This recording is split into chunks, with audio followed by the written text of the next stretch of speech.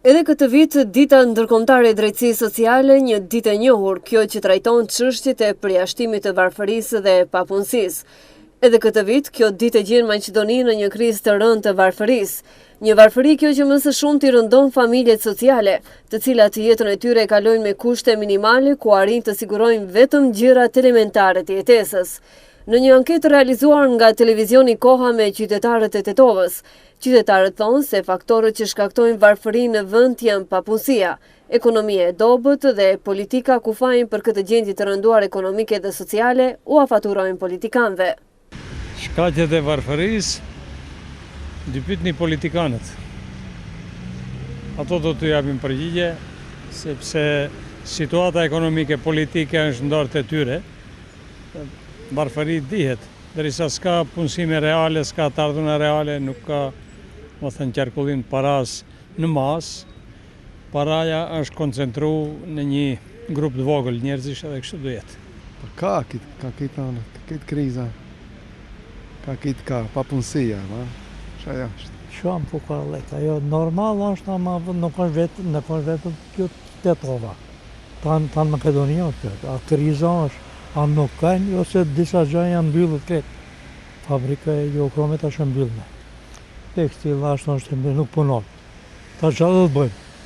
Për mua nuk ka problem, unë kam 75-6 vjet, ama ju 3 gjë do bëjmë. Për ta më shumë punohet. Karallak sebep se kriza është, karallak. S'ka, punë s'ka, shoroga s'ka, që janë, karallak. Po varfëria, nëse ka punësi nuk ka varfëri, papunësia është shkaku kryesor. Ndryshe papunësia e madhe në vend ndikon dukshëm edhe në shpërngulje në masë të rinjve nga vendet të cilët shkojnë në vendet e Europës për një jetë më të mirë. Kështu tregojnë hulumtimet e Fondacionit Friedrich Ebert. Milan Zhivkovic nga ky fondacion thotë se rrugdalje vetme nga kjo gjendje është përpilimi një strategjie të përgjithshme ku do të përfshihej drejtësia sociale në çdo sferë. Sigurisht që është papunësia, por është edhe mos siguria, e nesërmja nuk është e sigurt. Dhe ka shumë faktorë tjerë që ndikojnë njerëzit vendosin të largohen nga vendlindja. Një është papunësia. Ka një sër elemente tjerë që e ndjekin, dhe shoqërojnë këtë gjendje të mjerueshme.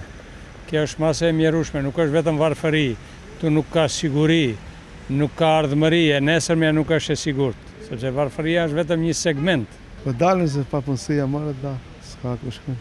Tetov, Irina për Katun dhe Shqipnis që është situata, gjendja nuk është e mirë. Katun dhe ka 500 shtëpi, 200 shtëpi, s'ka në shumë dobët.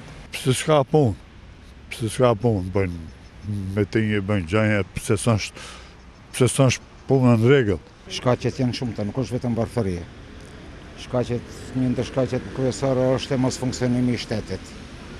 Se ka një filozof ka thënë, emri nuk e di, se në një shtet ku gjyqja ka humbur drejtësinë, mjekësia ka humbur humanitetin, arsimi ka humbur kvalitetin, ai vend është ferr.